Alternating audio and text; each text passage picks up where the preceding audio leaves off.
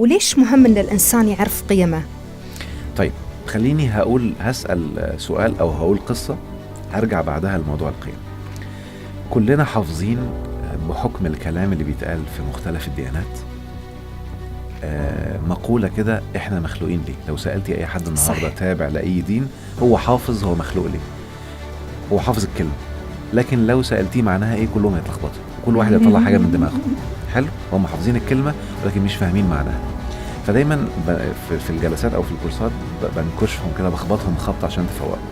بقول لهم تخيلوا مثلا انا جاي هنا الامارات وعايز اقيم في الامارات، فانا ما ينفعش اقود السياره الا لما اطلع رخصه، صح، رخصه قياده، ومش هطلع رخصه قياده الا لما اروح اعمل شويه اقرا واتعلم، اخد كورسات، ثم ادخل اختبار. بعد الاختبار لما انجح في الاختبار هاخد الرخصه.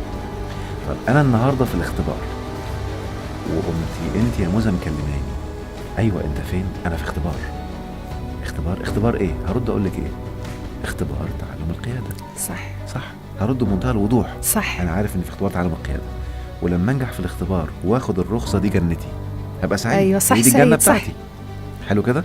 طب سؤال تاني، لو انا رايح اقدم في جامعه بره، هارفارد مثلا، وبعدين الجامعه دي ما بتقبلش اي حد، لازم تعمل اختبار قبول الاول عشان تتاكد من مستواك، وبعدين تنجح في اختبار القبول، ساعتها ممكن تدرس في الجامعه.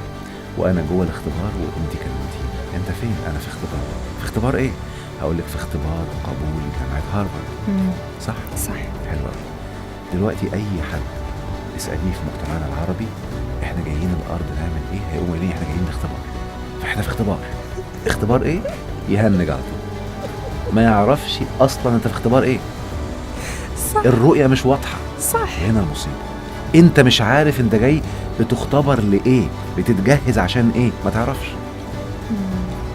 وبالتالي ساعات بصدم الناس صدمه كده تبقى كبير عليهم شويه. فانا هقولها بقى وانا متاكد ان اللي بيسمعوها عندك واعيين ودماغهم حلوه يعني. بقول لهم احنا جايين الارض علشان نكون نموذج مصغر للرب. احنا في اختبار ربوبيه مصغر، مش ألوهية. الإله واحد، إله واحد، لكن الرب متعدد، في رب البيت، رب الأسرة، رب الدولة. صح. وبالتالي أنت الاختبار رب، والرب أعطاك مميزات. كل ما كنت زي الرب وأفدت أكبر عدد من الناس، كل ما بقيت سعيد مستمتع. استخدم المواهب اللي عندك لأنك تكون نموذج مصغر للرب، اللي يشوفك يتعرف على الرب. وبالتالي كل الاختبارات اللي بتتحط فيها بتجهزك. الرب محايد، ممكن يكون واحد اللي بنسميه كافر او بنسميه ملحد بيشتمه والرب بياكله برضه وبيشربه وبيديله هواء اكسجين ونفس ومخلي الدم يجري في عروقه، فالرب محايد.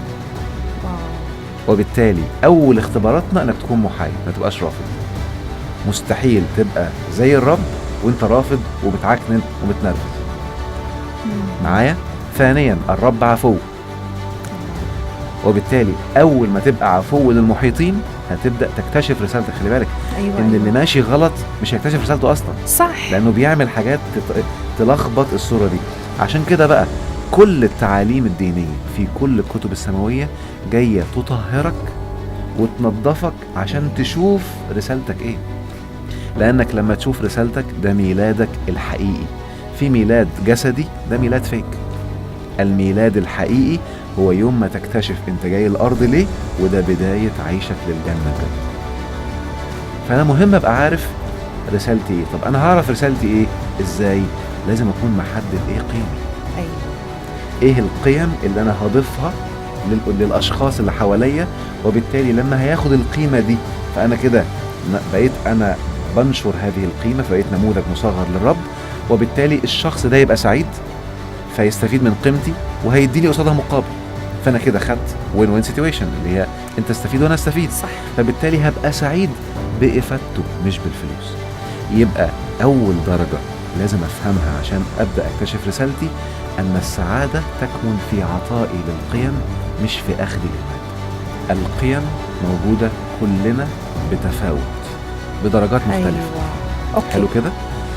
وبالتالي انا مجموعة قيم معينة بتكون عندي حالة مميزة، بستخدم مهاراتي ومواهبي وهواياتي لتحقيقها.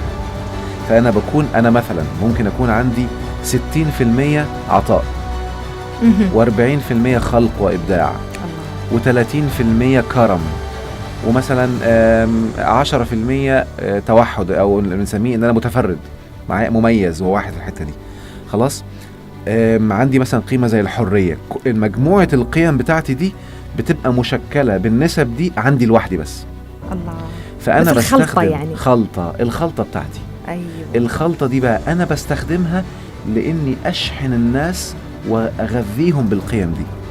كل ما غذيتهم بالقيم دي كل ما انتشر الوعي اكتر، وبالتالي انا حققت الغايه من وجودي في الارض. كل ما كنت سعيد وكل ما ارتقيت. المفاجاه اللي بتحصل ايه بقى؟ ايوه. ان كل لما برتقي بيبدا القيم عندي تزداد، فابدا ازيد فيها اكتر، والخلطه بتبقى اعلى واكثر تركيزا، وبالتالي الافاده بتبقى اعلى. وافضل اتدرج كده الى ان يجي ميعاد انتهاء موعد اختباري،